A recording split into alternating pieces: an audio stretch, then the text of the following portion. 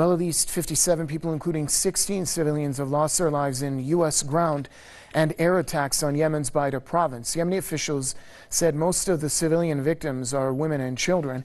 They said that several houses, a mosque, a school, and a medical facility were targeted. U.S. troops launched the raid backed by drone strikes and helicopter gunfire. Reports say al-Qaeda elements were the target, with 3 of their commanders killed in the attack.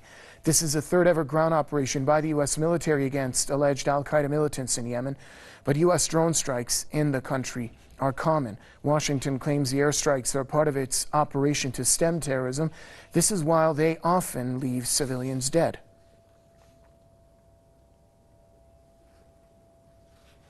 Well, radio host and political commentator Max Igan joins us now from Brisbane. Mr. Igan, welcome to the program. More U.S.-led airstrikes against Yemen. In this case, we've learned that 16 civilians, most of them women and children, have been killed yet again. Talk to us more about the continued operations by the United States in Yemen.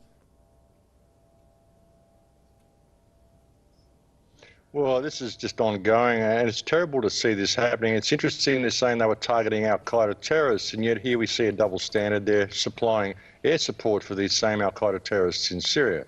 And it's very sad to see this as one of the Trump administration's first international acts is to carry out an airstrike on the defenseless people in Yemen with so many civilians killed.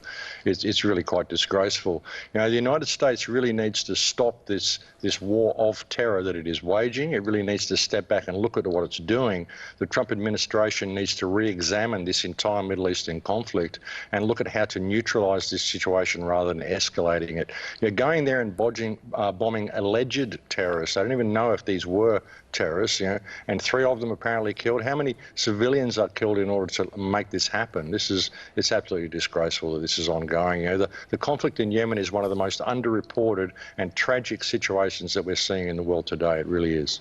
And that's my next question. Why do you think that the mainstream media shies away from reporting on what's taking place in Yemen?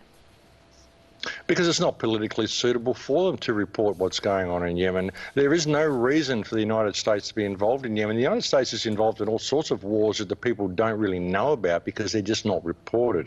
All the focus is on Syria and on destroying ISIS and all the stuff that they're seeing on the mainstream, but you just don't hear anything about what's going on in Yemen. This is the Saudi regime that's just doing what it can to obliterate these people with full US support.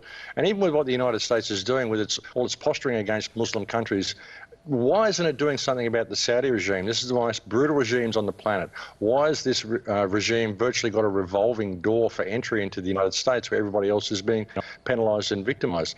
And Yemen needs to be reported. The United States really needs to look at what it's doing there. But it isn't just the United States. There's so many different countries that are involved in this. Britain is involved in it. Morocco is involved in it. All sorts of countries you wouldn't expect to even be involved in it are involved in it.